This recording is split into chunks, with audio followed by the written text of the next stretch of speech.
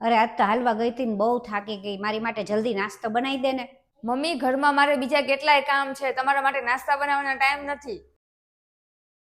હા તો મારી તબિયત સારી નથી રહેતી એટલે મારે બીજાને કહેવું પડે અને બીજાનો આધાર રાખવો પડે. મારી તબિયત સારી હતી ને ત્યારે તો બધું મારી જાતે જ કામ કરી લેતી હતી, કોઈને કહેતી નહોતી ને બધાયને કરી દેતી હતી. બહુ થઈ ગયો, હવે મારે કોઈનું સાંભળવું નથી. હું મારી હાથે જ મારી રસોઈ બનાવી નાખું.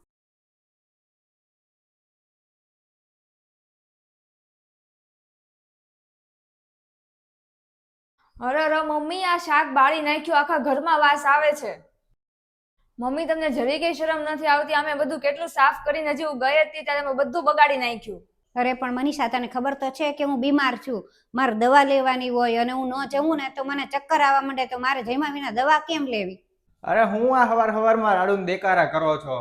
આ જોન, તમારા મમ્મીને બીમારીનું બાનું કાઢીને રસોડામાં આવી ગયા છે ને બધું બગાડી નાખ્યું છે. હવે મારે બીજી વાર સફાઈ કરવાની. અરે કાંઈ વાંધો નહીં, હું બધું સાફ કરી દઈશ.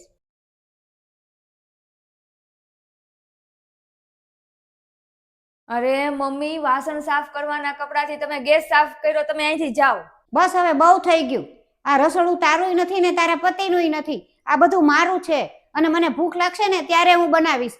તું ન બનાવી દે તો હું મારે ન બનાવું? બસ હવે બહુ થઈ ગયું, મારે કાંઈ નથી સાંભળવું, મને મારો ભાગ આપો. અને તું હું ઊભો ઊભો આમ નામ સાંભળેશ? તે સાંભળ્યું એને હું કીધું? આટલીક નાની એવી વાતમાંથી એને ભાગ જોવે છે. કેમ નથી બોલતો? મનીષા કે ત્યારે બોલીશ ને તું. મમ્મી સાચું તો કે છે મનીષા કે તમે.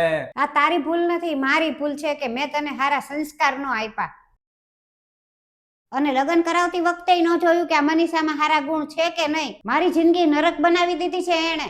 ચંપલ પહેરીને ઘરમાં આવું તોય રાડે રાડી કરે. કોક મારી બેનપણી આવી હોય મળવા તોય તે એની યાર માથાકૂટ કર્યા કરે. અરે બાથરૂમમાં નાવામાં થોડીક વાર લાગી હોય ક્યારેક તોય રાયડું નાખે. અહીં રસોડામાં આવીને કાંઈક ખાવ તોય એમ કે શું કરો છો તમે? આખો દી ખા ખા કર્યા કરો, બધું ખાલી કરી નાખ્યું. હવે આ મારે કાંઈ સાંભળવું નથી. એક કામ કરો, હવે મારે તમારી બેયની કોઈ જરૂર નથી. તમે બે નીકળો અહીંથી, ઘરમાંથી બહાર જાઓ. જ્યાં ભાડે રહેવું હોય ને ત્યાં ભાડે રહ્યો કે ગમે એ કરો. હું મારા હાથે મારી બે રોટલી કરીને ખાઈ લઈશ, મારે કોઈની જરૂર નથી. ઉપડો.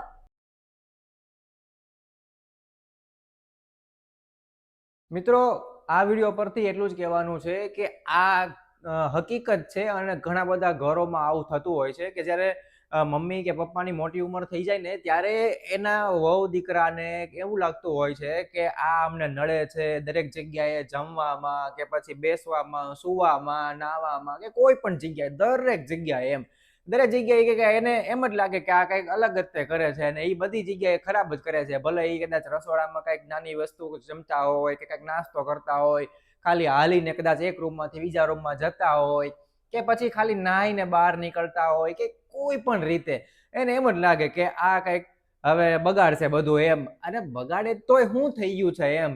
એને તમને મોટા કર્યા છે, તમને બધું શીખવાડ્યું છે, તો તમે એ ઉંમરે તમે કેમ એને શીખવાડી ન શકો? કેમ તમે એને ખાલી કહી ન શકો કે બા દાદા 2 મિનિટ તમે બેસો, હમણાં હું તમને લાવી દઉં, હમણાં હું તમને કરી દઉં? એટલું જ કરવાનું છે. અને ભલે કરતા હોય તો કરો, બીજી વાર સાફ સફાઈ કરવામાં શું વાંધો છે એમ થાય. અને બાકી એ જે કાંઈ કરતા હોય એ કરવા દેવું જોઈએ. અને વચ્ચે વચ્ચે એને મગજમાં એવું ન ટોકરા કરાય કે તમે આમ ન કરો તેમ ન કરો. એને ખરાબ લાગે, એમ થાય કે મારા જ દીકરાને મારી જ વહુ આવું કરે છે, મારી જ દીકરી આવું કરે છે. એટલે એટલું જ સમજવાનું કે એ જે કરતા હોય એને શાંતિથી એ કરવા દેવાય, અથવા તો આપણે એને ઈ કરી દેવાય કે લાવો હું તમને રસોઈ બનાવી દઉં, હું તમને આપું, હું આ કરી દઉં, હું તે કરી દઉં. બાકી બસ વિડીયો તમને ગમ્યો હોય તો લાઈક, શેર અને કમેન્ટ કરજો.